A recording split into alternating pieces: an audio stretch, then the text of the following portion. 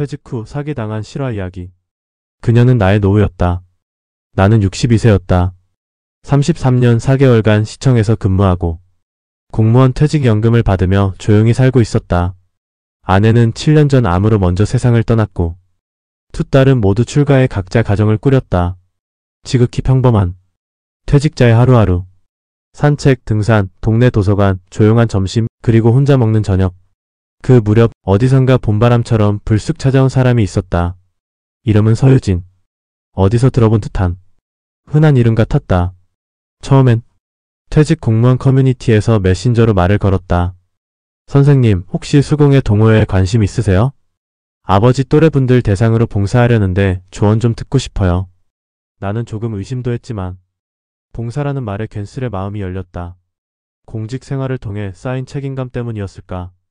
몇 번의 메시지와 통화 끝에 실제로 만났다. 그녀는 38세. 도시에서 디자인 쪽 일을 하다 잠시 쉬는 중이라고 했다. 자연스러운 말투, 지나치지 않은 외모, 어딘가 아련한 표정. 아버지가 일찍 돌아가셔서 어르신들과 이야기 나누는 게 좋았어요. 그녀의 말은 마치 오래된 기억을 건드리는 듯 내 마음 깊은 곳까지 파고들었다. 나는 그렇게 그녀를 믿기 시작했다. 하루는 그녀가 이런 말을 꺼냈다. 퇴직금은 잘 운용하고 계세요? 요즘 시니어 대상 사기 많아서 조심하셔야 해요. 아이러니하게도 그 말이 내게 경계심이 아닌 신뢰를 심어줬다. 나는 나도 모르게 퇴직금과 적금, 예금에 대해 조금씩 이야기하게 되었다. 그리고 어느 날 그녀는 이렇게 말했다. 삼촌처럼 믿을 수 있는 분과 함께 공방 하나 열고 싶어요. 아버지가 살아계셨다면 이런 느낌이었을까요? 나는 가슴 한쪽이 뭉클했다. 나는 내 이름으로 작은 상가 보증금을 냈고 공방 인테리어와 초도 물품 비용까지 3천만 원 정도를 유진에게 맡겼다. 그리고 그날 이후 그녀는 사라졌다. 전화를 받지 않았고 SNS도 사라졌고 메신저는 차단되었다. 그제야 정신이 들었다. 동호회도 공방도 그녀의 정체도 모두 거짓이었다. 그 후 나는 경찰서로 향했다. 담당 수사관은 나를 조용히 바라보며 한마디를 남겼다. 선생님, 요즘 같은 수법 꽃뱀이 아니라 조직적 접근입니다. 혼자가 아니에요. 많이 당하십니다. 그 말에 나는 위로를 받아야 하는지 더 비참해져야 하는지 몰랐다. 경찰서 조사실은 생각보다 조용했다. 형사는 젊었지만 말수가 적었고 나를 깎아내리거나 무시하지는 않았다. 그것만으로도 위로였다. 서유진이라고 하셨죠? 형사는 내게 사진 몇 장을 내밀었다. 그중 한 장에서 나는 그녀 아니 그 여자를 바로 알아봤다. 맞습니다. 이 사람입니다. 형사는 고개를 끄덕이며 말했다. 본명은 서유진이 아닙니다. 최보영. 39세. 신분증 위조 및 사기, 전과 이범입니다. 그 말에 나는 말문이 막혔다. 그녀가 처음도 아니란 말입니까? 네. 같은 수법으로 전국에서 지금까지 최소 7명 이상의 피해자를 낳았습니다. 형사는 사진첩을 넘겼다. 피해자 중 한 명, 한 퇴직 경찰은 3천만 원에 자신의 오토바이까지 넘겼고 또 다른 피해자는 자식들 몰래 대출을 받아 공방 사업에 투자했다가 이혼까지 당했다고 했다. 요즘 이 수법, 은퇴자 타깃으로 SNS에서 접근해 심리적 유대감을 쌓은 뒤 가짜 사업, 가짜 감성으로 돈을 갈취합니다. 이걸 정서형 금융사기라고 부릅니다. 나는 머리가 지끈거렸다. 그녀의 웃음소리, 따뜻하던 말투, 책 선물, 손편지까지 모두 계획이었던 것인가. 며칠 후 형사에게 연락이 왔다. 선생님, 피해자 중 한 분이 직접 만나 뵙고 싶다고 하십니다. 망설이다가 나는 승낙했다. 경기도 모처의 작은 카페. 피해자라던 중년 남성이 앉아 있었다. 고운 정장을 입고 아주 차분한 표정이었다. 저는 유승재라고 합니다. 전직 은행원이었죠. 그는 내게 커피를 건네며 조용히 말했다. 그 여자에게 8천만 원을 당했습니다. 정말 사랑한다고 믿었죠. 그런데 어느 날 사라졌습니다. 그래도 아직도 밤마다 꿈에서 나와요. 그는 한참을 말없이 눈을 감았다. 그녀는 우리에게 젊음이었고 위로였고 봄이었습니다. 하지만 동시에 우리의 노후를 앗아간 겨울이었죠. 나는 조용히 고개를 끄덕였다. 슬펐지만 이상하게도 위로가 됐다. 나만의 이야기가 아니라는 것. 나만 어리석은 게 아니라는 것. 유승재 씨는 퇴직자 피해자 모임을 만들 계획이라 했다. 서로 지켜줘야 하지 않겠습니까? 우리는 이제 우리끼리라도 보호받아야 합니다. 그날 나는 그의 손을 꼭 잡았다. 같이 하겠습니다. 우리가 마지막 희생자가 됩시다. 그날 밤 집으로 돌아오는 길. 늦여름의 바람이 유난히 서늘했다. 하지만 내 마음 한쪽은 조금씩 다시 온기를 되찾고 있었다. 피해자 모임 이름은 다시봄이었다. 사기 피해를 입은 중장년 퇴직자들이 정기적으로 모여 정보를 공유하고 심리 상담을 받고 함께 소송을 준비하는 모임이었다. 내가 세 번째로 모임에 나갔을 때 한 여성이 등장했다. 중단발의 단정한 차림, 조용한 눈빛을 가진 그녀. 그녀는 우리 앞에서 조용히 말했다. 저는 서유진 아니 최보영의 언니입니다. 모임 안에 정적이 흘렀다. 누군가 분노 섞인 목소리로 외쳤다. 지금 장난하십니까? 우리 중에 몇 사람은 인생이 무너졌습니다. 하지만 그녀는 고개를 숙이며 말했다. 저도 잘 압니다. 그 아이 아니 보영이는 10년 전까지는 그런 아이가 아니었습니다. 하지만 어느 순간부터 사라지고 다시 나타나면 다른 이름을 쓰고 있었습니다. 그녀가 꺼낸 파일 속에는 최보영의 과거 졸업 사진, 자격증, 그리고 한 장의 신문기사 스크랩이 있었다. 7살 아들 남기고 남편 자살 아내 실종. 그게 그녀의 시작이었어요. 남편이 사업 실패로 목숨을 끊었고 그 충격에 보영이는 아들을 친정에 맡긴 채 사라졌어요. 나는 그 기사 속 창백한 얼굴의 여인을 바라보다 아득해졌다. 그녀의 언니는 말을 이었다. 우린 가족이지만 이제 더 이상 변명할 수도 그녀를 지켜줄 수도 없습니다. 다만 피해자 여러분께 진심으로 사죄드리고 싶어요. 나는 그녀의 눈을 들여다보았다. 한없이 무거운 죄책감과 피해자들 못지않은 상처가 깃든 눈이었다. 며칠 뒤 경찰서에서 연락이 왔다. 최보영의 위치가 확인됐습니다. 지방 소도시 모텔에서 체포됐습니다. 나는 복잡한 마음을 안고 유승재 씨와 함께 경찰서로 향했다. 조사실 유리 너머로 본 그녀는 내가 알던 서유진이 아니었다. 초췌하고 눈빛이 텅 비어 있었고 한 손으로는 계속 손톱을 뜯고 있었다. 형사가 말했다. 자백했습니다. 8명의 피해자 총 2억 7천만 원. 그중 일부는 도박과 생활비로 사라졌고 일부는 아직 은닉 중입니다. 면회는 제한됐지만 최보영은 우리에게 편지 한 통을 남겼다. 당신들에게 죄송합니다. 제가 무너졌을 때 누군가 손을 잡아줬다면 이렇게 되진 않았을까요? 하지만 그것조차 제 변명이 되지 못하겠지요.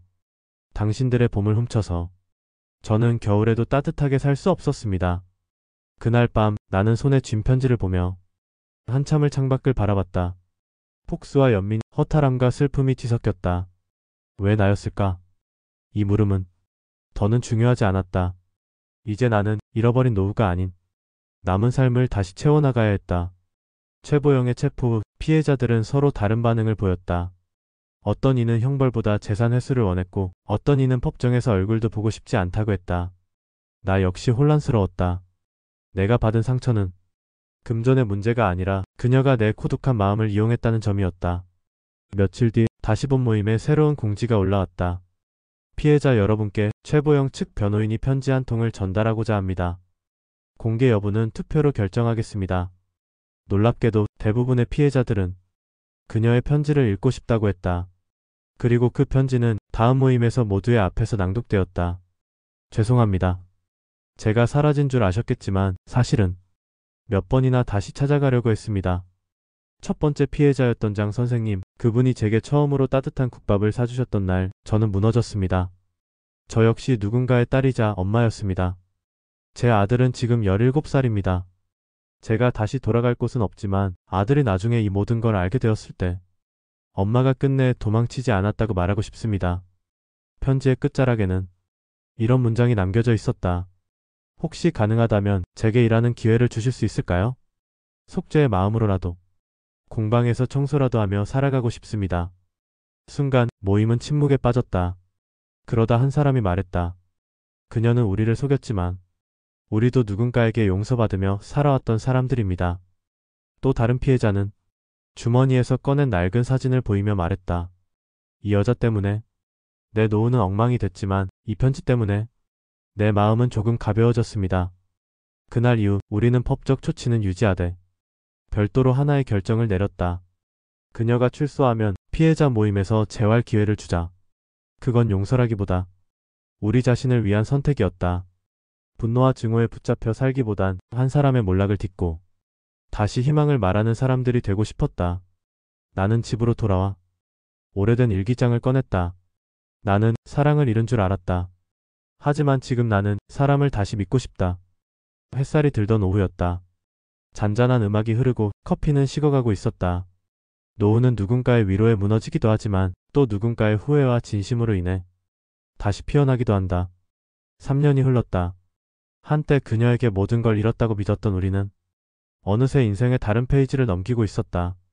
그 사이 피해자 모임 다시 봄은 단순한 위로의 모임에서 작은 일터로 확장되었다. 경기도 외곽 작은 공방 건물. 누군가는 도자기를 만들고 누군가는 커피를 내리고 누군가는 블로그에 일지를 기록하며 하루하루를 채워갔다. 그리고 그날 그녀가 돌아왔다. 안녕하세요. 흰 셔츠에 조심스런 눈빛. 최보영은 고개를 깊이 숙였다. 마치 눈을 마주치는 것조차 죄가 되는 줄 아는 사람처럼. 나는 말없이 공방 앞 작은 정원에서 풀을 뽑고 있었다. 그녀가 조심스레 다가와 내 옆에 앉았다. 꽃 이름 바뀌었네요. 나는 가만히 웃었다. 응. 예전엔 분노였는데 이젠 용서야. 처음 몇 달간 그녀는 아무 말도 없이 공방 청소와 정리만 도맡았다. 저 사람이 청소하면 방이 이상하게 따뜻해져요. 누군가가 농처럼 말하자 공방에 웃음이 번졌다. 그녀는 글씨를 잘 썼다.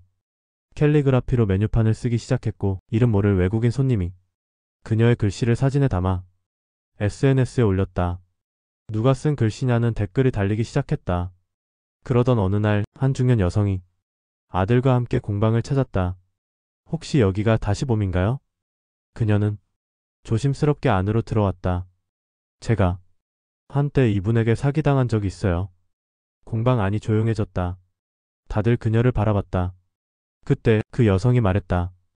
근데 이렇게라도 다시 살아가는 모습 보니까 제가 마음이 좀 녹네요. 그녀는 끝내 울음을 삼켰다. 그리고 그녀의 아들이 조용히 한마디를 덧붙였다. 엄마가 용서라는 게 뭔지 오늘 처음 말해줬어요. 그날 저녁 최보영은 처음으로 자신의 이야기를 꺼냈다. 사기꾼이었습니다. 변명하지 않겠습니다. 하지만 지금은 살아있는 게 고마워요. 그녀는 손바닥을 내보였다. 굳은 살이 박인 손, 도자기를 빚으며 생긴 상처. 그 손이 우리를 울렸다. 그날 밤 나는 일지에 이렇게 적었다. 그녀는 나의 노후를 무너뜨렸다. 그리고 지금 나의 노후를 다시 일으키고 있다. 우리는 모두 피해자였지만 지금은 그저 삶의 동료였다. 누구도 완벽하지 않다는 것, 누구도 영원히 망가지지 않는다는 것, 그걸 공방 안에서 우리는 배웠다. 그리고 그해 봄 우리는 공방 이름을 바꿨다. 다시 봄 사람꽃. 사람 안에서 피어난 꽃, 그 꽃이 가장 아름답다는 의미였다. 혹시 뉴스 보셨습니까? 공방의 도자기 강사인 김 선생님이 핸드폰을 내밀며 말했다. 거기엔 포털 메인에 걸린 기사 제목이 떠 있었다. 전직 꽃뱀 사기꾼 피해자들과 함께 공방 운영? 피해자 포용 미담일까 위험한 착각일까? 심장이 쿵하고 내려앉았다. 기사 속엔 우리 공방 사진과 함께 최보영의 과거 범죄 사실 그리고 그녀가 용서를 받고 일하고 있다는 내용이 실명은 아니지만 충분히 유추 가능한 방식으로 적혀 있었다. 무차별적인 댓글이 달렸다. 정신 나간 피해자들. 감성파리 피해자 코스프레. 피해자들이란 말도 거짓 아닐까? 누군가는 공방 앞에 욕설이 적힌 쪽지를 붙이고 갔고 공방 블로그는 악플로 도배되기 시작했다. 우리는 다시 모였다. 피해자들, 자원봉사자들, 그리고 그녀 최보영까지. 미안합니다. 그녀는 처음으로 고개를 들지 못하고 울었다. 나는 조용히 말했다. 이건 당신 하나만의 싸움이 아니야. 이젠 우리 모두의 이야기야. 며칠 후 뉴스 이후 한 기자가 공방으로 직접 찾아왔다. 인터뷰를 요청했지만 우리는 조용히 커피만 내어주었다. 그런데 기자는 종이 한 장을 내밀며 말했다. 이 사람 혹시 최보영 씨의 아들 맞습니까? 나는 떨리는 손으로 그 종이를 받아들었다. 김한결 17세. 최근 청소년 복지센터에서 지내다 자원봉사 신청하며 사랑꽃 공방 주소를 남김. 그날 오후 한 청년이 공방 앞에 나타났다. 말없이 작은 가방 하나를 메고. 그리고 그녀 최보영이 앞에 섰다. 엄마, 이제 도망치지 마. 모두가 숨을 삼켰다. 나는 엄마를 찾으러 온 게 아니라 엄마가 어떤 사람인지 진짜 보고 싶어서 온 거야. 최보영은 그대로 무너져 앉았다. 한결아, 엄마는 엄마가 아니야. 울부짖는 그녀를 한결은 말없이 껴안았다. 그리고 낮은 목소리로 말했다. 나 청소부터 배울게.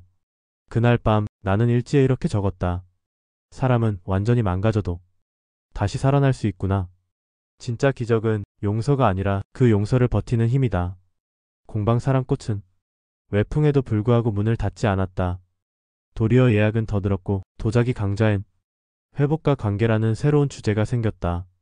그리고 어느새 그녀의 아들 김한결은 새벽마다 창고 정리를 하며 공방에 또 다른 한 명이 되어가고 있었다.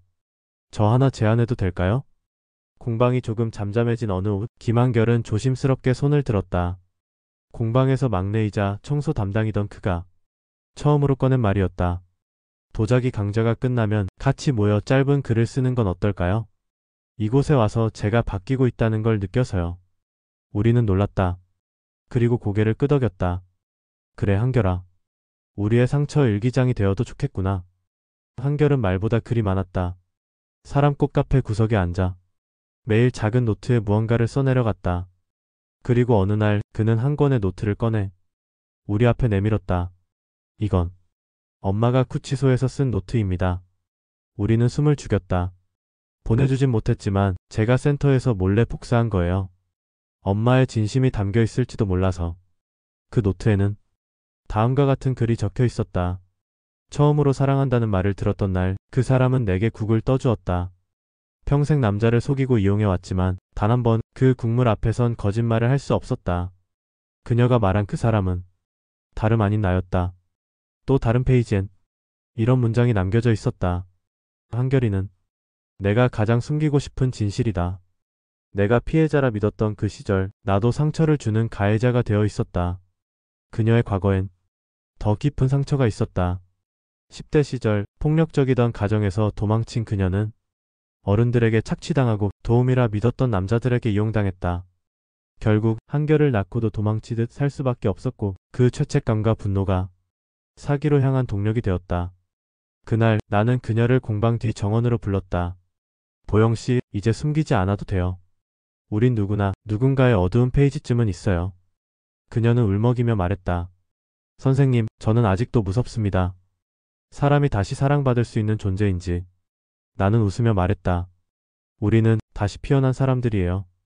꽃은 꺾였어도 다시 피는 법을 배운 존재들이니까요. 며칠 후 한결은 우리 모두를 위한 작은 전시회를 열었다. 제목은 다시 쓰는 자기소개서. 벽엔 도자기 조각들과 함께 짧은 손글씨들이 붙어 있었다. 나는 상처로 만든 사람입니다. 하지만 이제 그 상처로 누군가를 감쌀 수 있습니다. 나는 용서받지 못할 사람이라 믿었지만 지금은 누군가의 미소의 이유가 되고 싶습니다. 그날 공방엔 눈물이 조용히 흘렀다. 그리고 그녀 최보영은 처음으로 공방문을 열며 손님을 맞았다. 어서 오세요. 여긴 사랑꽃입니다. 전시회가 끝난 지 일주일쯤 지났을 때였다. 한 다큐멘터리 감독이 공방을 찾았다. 중년의 조용한 말투를 가진 여자분이었는데 블로그를 보고 찾아왔다며 우리의 사랑꽃 프로젝트를 영상으로 남기고 싶다고 했다. 우리는 잠시 머뭇거렸지만 그 감독은 말했다. 사기와 피해, 그 이후의 삶이야말로 우리가 정말 알아야 할 이야기 아닐까요? 촬영은 조용히 시작됐다. 카메라는 하루의 일상을 담았다. 새벽 청소부터 도자기 작업, 작은 카페의 손님 맞이, 그리고 저녁의 상처 일기장 시간까지. 가장 마음이 쓰였던 건 한결이었다. 카메라가 켜질 때마다 그는 표정을 숨기지 못했다. 때로는 눈을 피하고 때로는 입술을 깨물고 무언가를 말하려다 삼키는 모습. 그리고 드디어 감독이 인터뷰를 청했다. 그녀 최보영은 한참을 망설이다. 고개를 끄덕였다. 내 인생이요. 고백보다는 변명에 더 가까웠던 것 같아요. 하지만 지금은 매일 죄를 짓지 않는 게 내겐 가장 큰 변화입니다. 아들 한결과는 어떤 관계라고 생각하세요? 그녀는 눈을 감고 말했다. 내가 처음으로 용서받고 싶은 사람입니다. 한결이만은 내가 진심이었다고 기억해줬으면 좋겠어요. 며칠 후 다큐멘터리가 방송되었다. 타이틀은 이랬다. 사람꽃 다시 피어난 사람들. 반응은 의외였다. 감동이라는 댓글이 줄을 이었고 공방엔 후원 문의가 쏟아졌다. 그러던 어느 날 공방으로 전화 한 통이 걸려왔다. 여기 혹시 최보영 씨 있나요?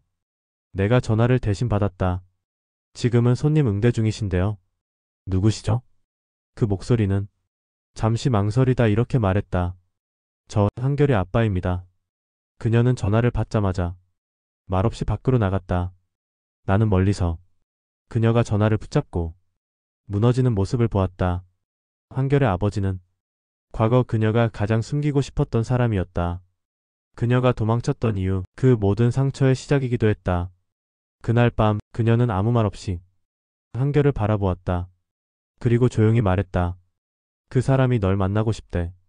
한결은 잠시 눈을 감고 대답했다. 엄마가 원해요? 나는 이젠 너에게 그 어떤 강요도 하고 싶지 않아. 한결은 미소 지었다. 그럼 그냥 우리 밥부터 먹어요. 그날 밤 나는 일지에 이렇게 적었다. 사람은 변할 수 없다. 대신 다시 시작할 수는 있다. 이야기는 여기서 끝이지만 사람꽃은 여전히 어디선가 피어나고 있을 것이다.